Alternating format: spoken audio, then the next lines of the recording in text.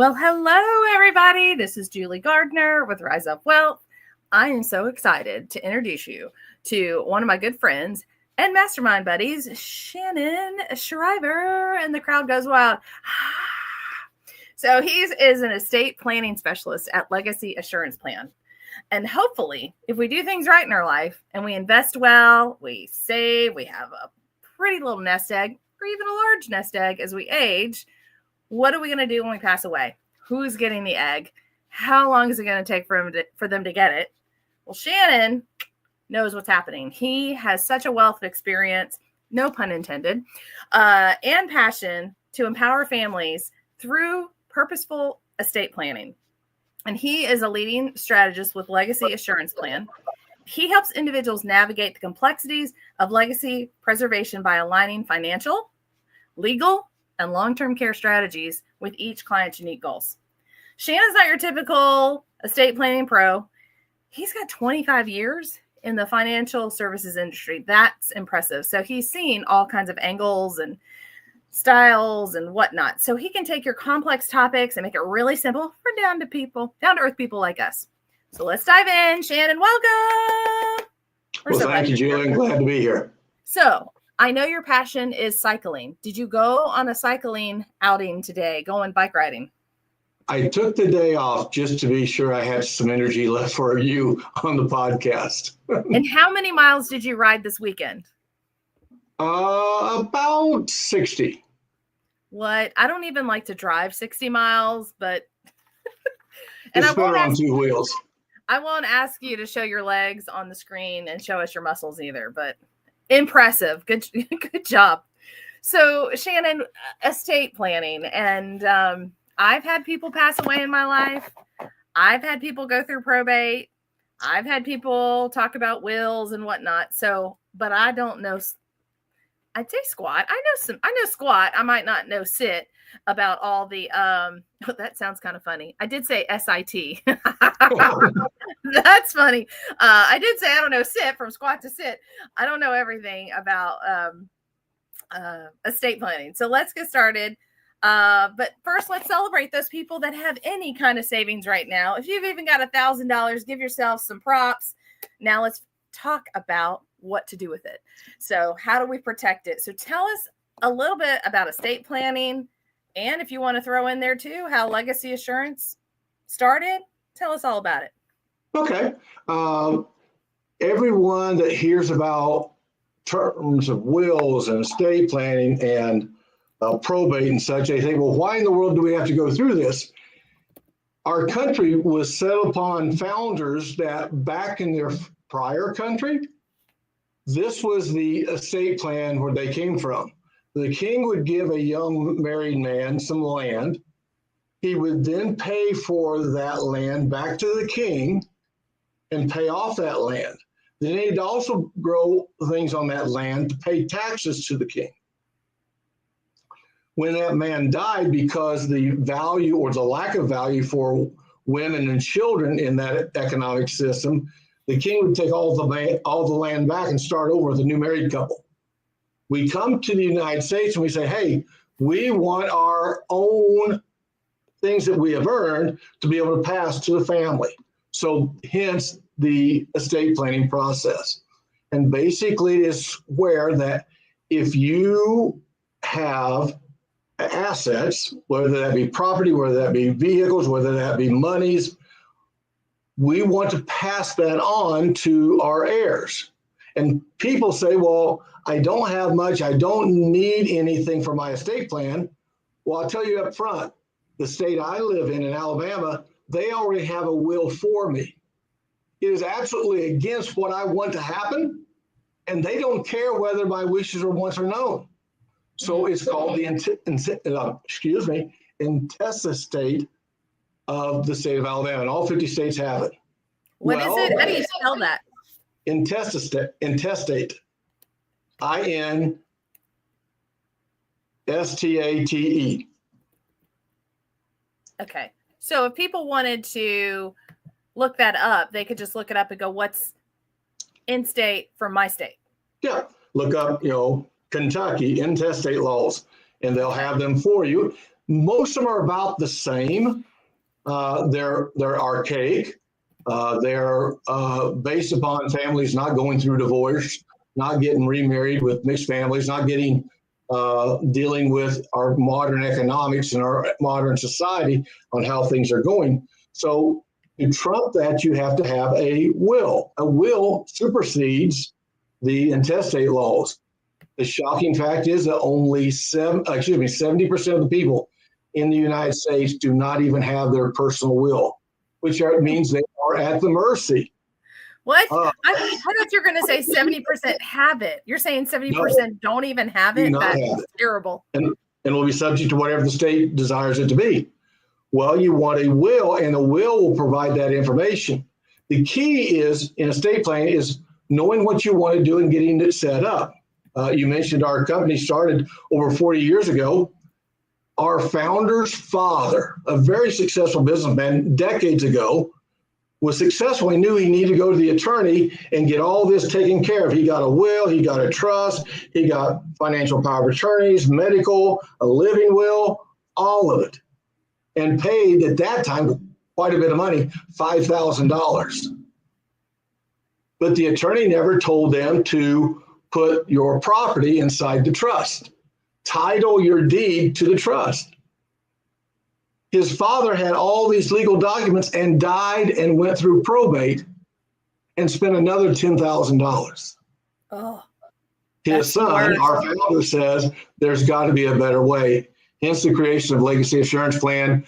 And we are a lifetime membership. So as life changes, you have the right to change without starting all over from scratch.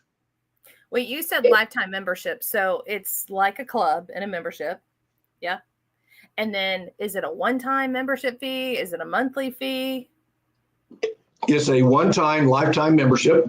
And therefore, if you have everything placed and you need to make some changes, we have what I call a warranty to it. It's very relatively inexpensive, but you're not paying $300, $400 an hour for a new attorney to do the changes that you need made in your estate plan. Okay, that's awesome. That's awesome. So anything else you want to tell us about estate planning before we talk about some misunderstood elements of it? Well, that's probably a good place to launch off of. Probably the most misunderstood, we say 30% have a will, 70% don't. So we're really dealing with the 30% that at least took some action. But the misconception is that if I have a will, I'm protecting my family when I die from going through probate. I sat down with Betty the other day and I shared with her how we could help her. And she says, "Oh, I've already got a will." And she went and got the will out of her back room. She brought it into me and says, "Because I have this, my family will not go through probate." I said, "Well, interesting, Miss Betty. Tell me how you know that." She turned over the page and said, "Look, I have a no contestability clause in my will, which means it will not go through probate." Well, probate is a word that came from an old Latin word, which simply means to prove.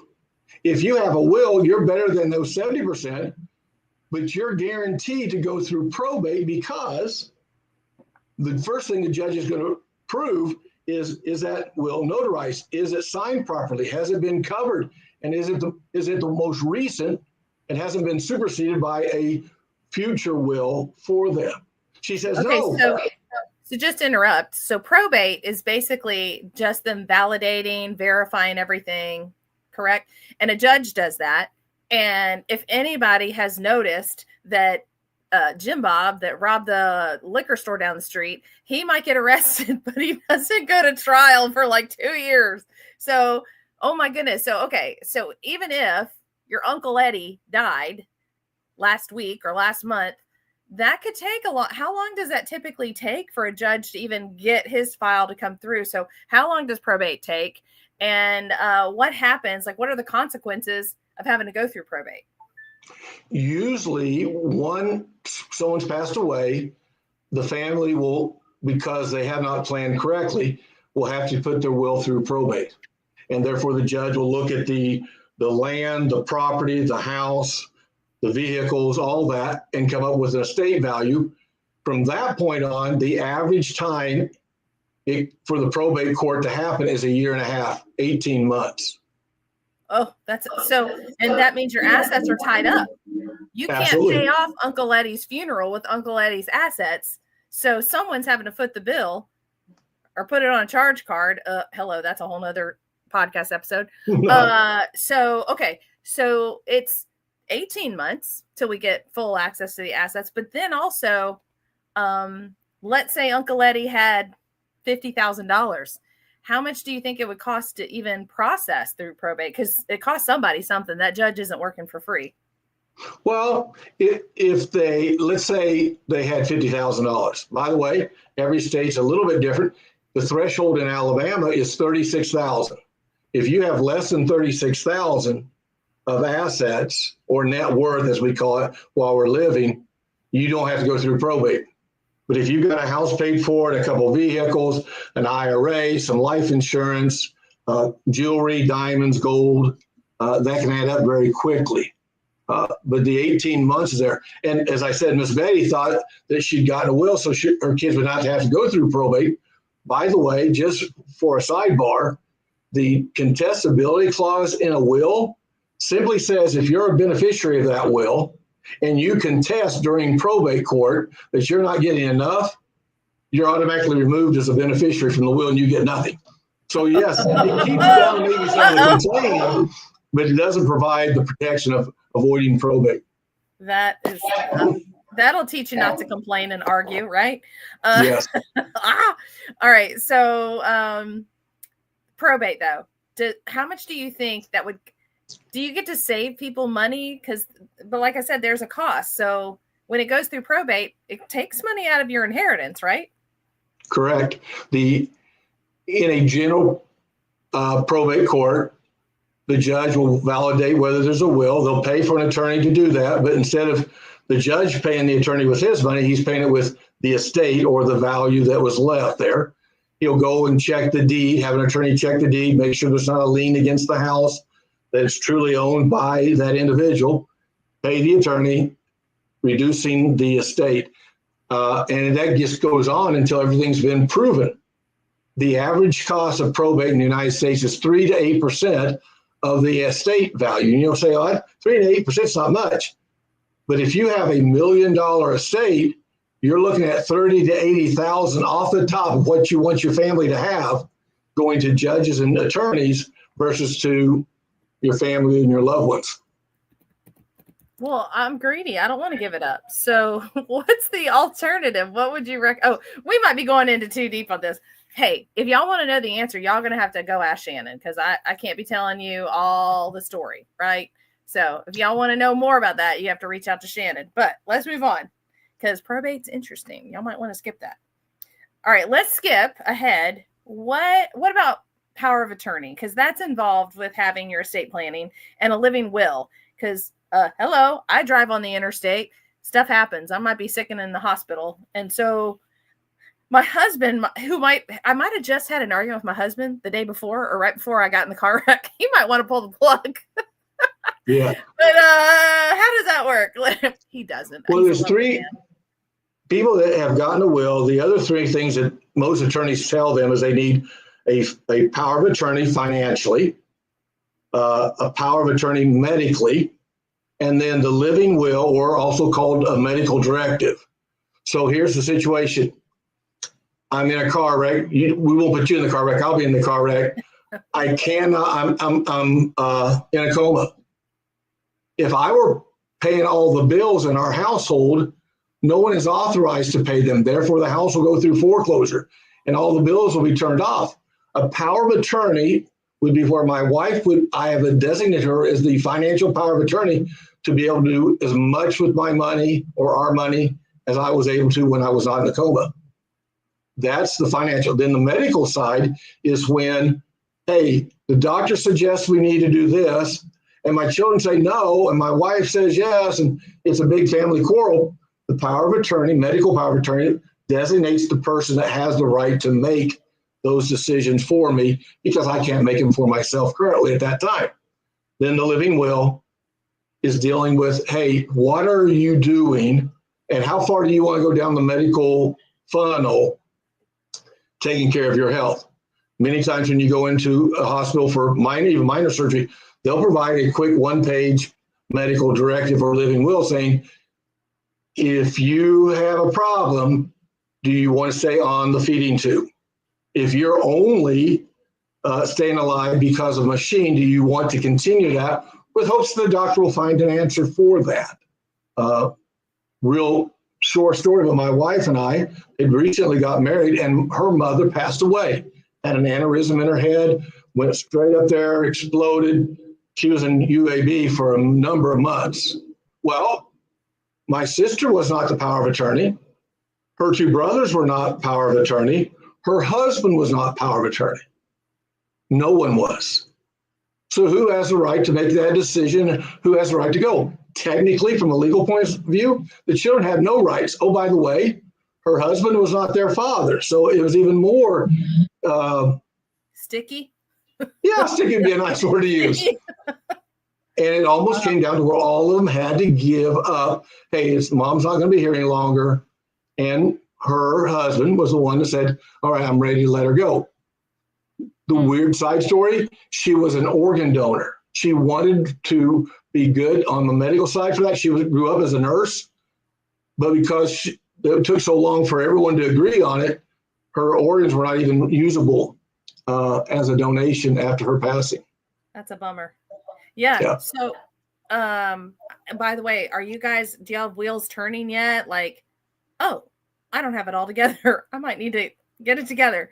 What kind of concerns, Shannon? So who in the audience needs to go, I might need to write down his number and reach out. Tell me some people that might be having some concerns that people face that maybe they should call you. Like, okay, I'm it. I should talk to Shannon. Maybe we didn't hit them all, but what would be a trigger of why people should call you or reach out? Well, many times when people get toward the retirement age and they have that next chapter of their life, they take a obligation, a responsibility to, I need to make sure that the chapter is complete and I'm finishing it. I'm not leaving it for my family to figure everything out. If someone's trying to avoid probate, we have a lot of opportunity to help people that way. Or unexpected incapacity. We hear in the news all the time, Alzheimer's, dementia, brain injury by whether it be motorcycle, skateboard, or automobile. Again, you can't make the decisions for your estate planning if you cannot make legal and financial decisions for yourself. And probably one of the hot buttons right now is Medicaid spin down. People are in our age are getting to where they're not whether they need it, it's when they're going to need a nursing home, and how can I qualify for Medicaid? And you almost have to lose everything. So how do I trade possession so that I do not have to spend everything I've earned to accomplish that? And then just not wanting to pay unnecessary taxes and fees for a estate plan. Because I have no idea to tell anybody what their estate plan cost is going to be in the future. I know what our membership cost is, and it sums up all that, but that's up to them.